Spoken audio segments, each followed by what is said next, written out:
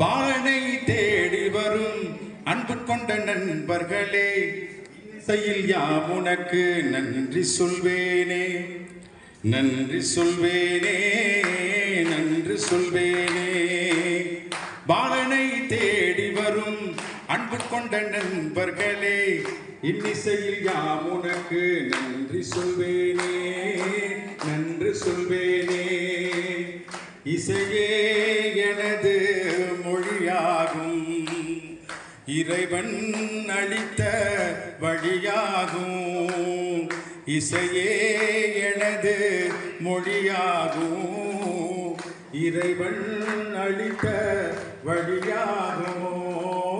பாலனை தேடி வரும் அன்பு கொண்ட நண்பர்களே, இன்னிசையில் யாம் உனக்கு நன்றி சொல்வேனே, நன்றி சொல்வேனே, நன்றி சொல்வேனே.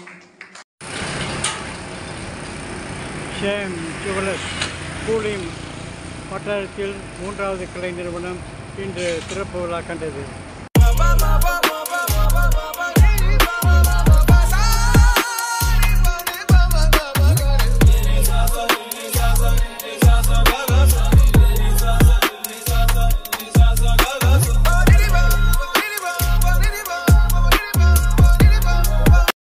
வடமலேசியாவில் புகழ்பெற்று விளங்கும் ஷேம் ஜுவல்லர்ஸ் இப்பொழுது கூலிம் சுங்கைப்பட்டாணி புக்கெட் மத்தாஜாமியில் இயங்கி வருகிறது.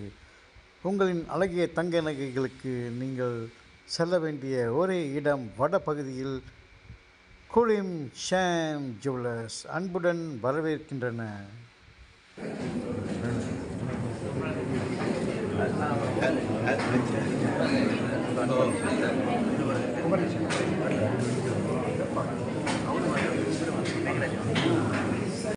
அப்படியே நாயகர் மாதிரி பேசுறேன்.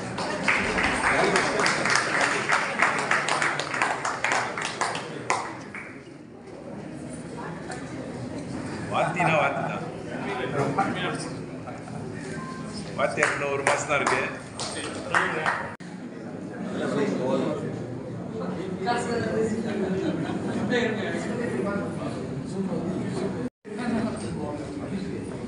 மக்கள் முரசு டாக்டர் நசே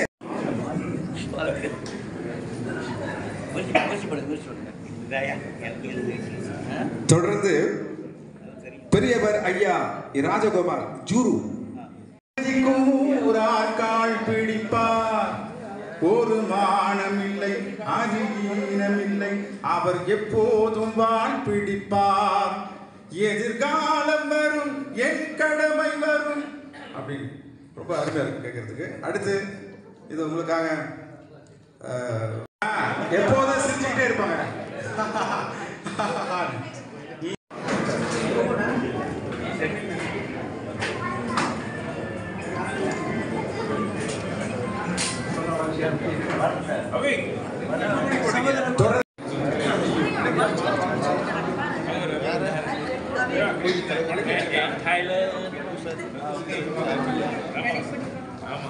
தொடர்ந்து இந்த மகிழ்ச்சி இயக்கத்துக்கு வந்து போட்டியா வந்து இன்னொரு இயக்கம் இருக்கு. இப்பதான் நான் பாக்குறேன். அந்த இயக்கம் தான் பிரசத்வான் கபஜிகான் துனியா ரியா. ரியா என்றாலும் மகிழ்ச்சி என்று பொருள். மிஸ்டர் ராய் அவர்களை அன்போடு அழைக்கின்றோம்.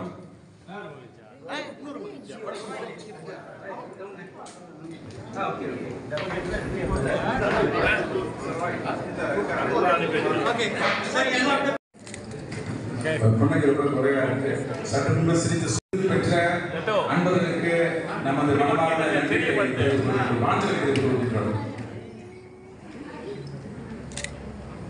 உண்மையிலே வேற லெவலுக்கு போயிடுவாங்க. என்ன ஒரு சின்ன கைடன்ஸ் தான் வரும் பிள்ளைங்களுக்கு.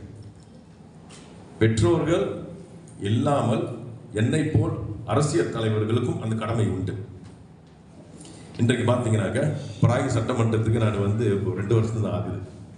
நிறைய விஷயங்கள் பண்ணணும்னு தான் நானும் வந்தேன்.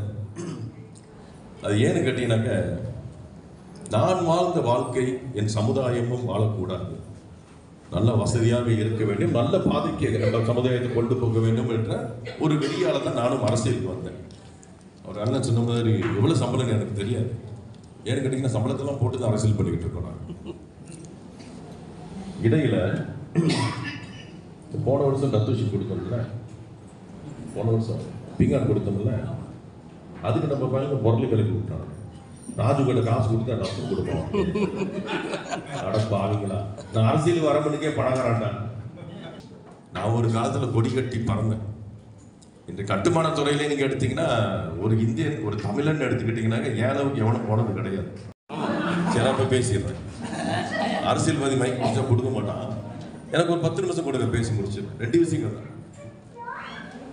எது செஞ்சாலும் மனசார செய்ய வேண்டும், மக்களுக்கு போய் சேர்ற அளவுக்கு செய்யணும்னு தான் நான் அரசியல் பண்ணிக்கிறேன். இது உண்மை. ஒரே ஒரு உதாரணம் சொல்றேன் கேட்டுங்க.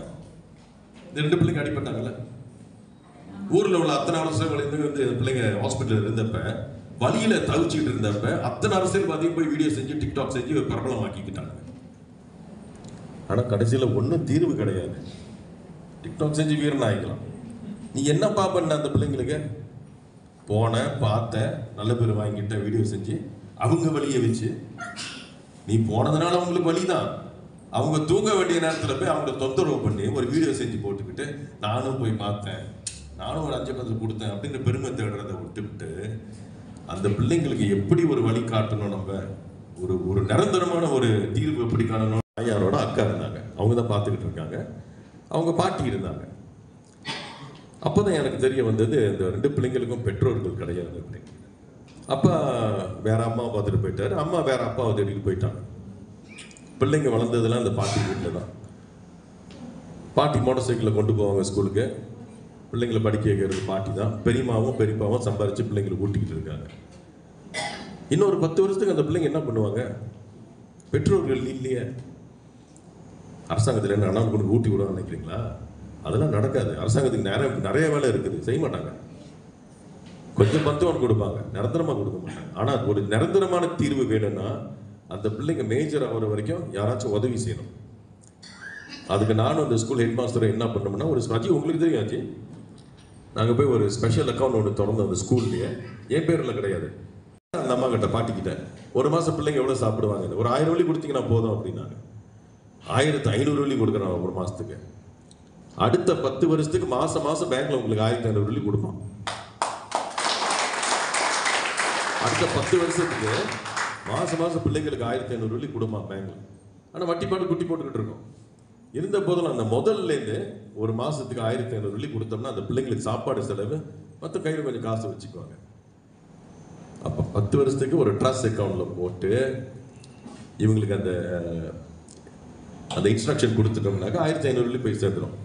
பிள்ளைங்களுக்கு 18 வயசு ஆயிடும். அப்போ அந்த பொண்ணுக்கு வந்து 18 வயசு ஆயிடும், மேஜர் ஆயிடுவாங்க.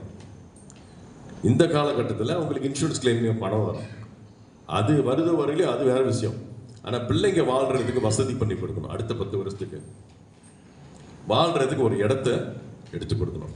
இது 2 செய்யறதுக்காக தான் அந்த ஃபண்ட் ரைசிங் செஞ்சேன். ஆண்டவ புண்ணியத்தில் என் நண்பர்கள்லாம் நிறைய உதவி செஞ்சாங்க. உங்க மாதிரி நல்ல நண்பர்கள் எல்லாம். அண்ணன் கூட ஒரு 5000 வெள்ளி போட்டாரு, எல்லாம் போட்டாங்க. எல்லாம் காசு போட்டு தான் 2042 லட்சம் இல்லை 2028 லட்சம் 2028 லட்சம் வந்துச்சு. முன்னப்பட்ட காசு இருந்தால் நான் போட்டுருவேன், தேவைப்பட்டால் நான் போட்டுருவேன். ஆனால் பெரிய மனசோட இந்த பிள்ளைங்களுக்கு ஒரு வாழ்க்கை அமைச்சு கொடுக்கணும்னு நீங்கள் எல்லாம் உதவி செஞ்சீங்களா, அது பெரிய ஒரு விஷயம். உங்கள் மாநிலத்திலேயே அந்த ஸ்பைஸ் அரேனான்னு ஒன்று இருக்குல்ல, அதை நான் தான் கட்டுனேன். அதுக்கு பேரும் ஸ்பைஸ்ன்னு நான் தான் வச்சேன். பெரிய ஒரு சாதனை. அது இன்னைக்கு வரைக்கும் நிறைய பேருக்கு தெரியாது, நான் செஞ்சிருந்தேன். அண்ணன் சொன்னது மாதிரி வடது கையில் கொடுக்குறதுக்கு இடது கைக்கு தெரியக்கூடாது. இல்லை, வந்தமா வேலையை செஞ்சோமா போனோமா கடமை முடிச்சுமான்னு இருக்கணும்ன்றது அவங்களுக்கு நான் இன்றைக்கும் அரசியல் பண்ணிக்கிட்டு இருக்கேன். நிறைய விஷயங்கள் பேசுறது இல்லை. முக்கியமா சமுதாயத்துக்கு எது போய் சேருதோ அதை மட்டும்தான் நான் பேசிட்டு போனேன். அரசியலுக்கு வந்தது ஒரு புனிதமான நோக்கம். அரசியல் என்பது ஒரு வாகனம். அந்த வாகனத்தை பாவித்து மக்களுக்கு என்ன செய்ய முடியுமோ அது இந்த குறுகிய காலத்துல செய்யணும் அப்படின்னு ஆசைப்பட்டேன். அரசியல்ல வந்து என்னன்னு பாத்தீங்கன்னாக்க அப்படி தடம்புன்னா கட்சியில காலி பண்ணிடும். நீங்க உங்க தலைவருக்கு ஆமா சாமியா இருந்தீங்கன்னாக்க மக்கள் காலி பண்ணிடுவாங்க. ரெண்டுமே இல்லாம ஒரு மிடல் பாத்துல போனீங்கன்னு வைங்களேன், கண்டிப்பா ஒரு நல்ல ஒரு அரசியல்வாதி ஆகலாம். நல்ல மக்களுக்கு போய் சேர வேண்டிய விஷயங்கள் நிறைய விஷயங்கள் நம்ம பண்ணலாம். அந்த பாதையை நோக்கி தான் நானும் போய்கிட்டு இருக்கேன். பாத்தீங்கன்னாக்க எங்கேயுமே போயிட்டு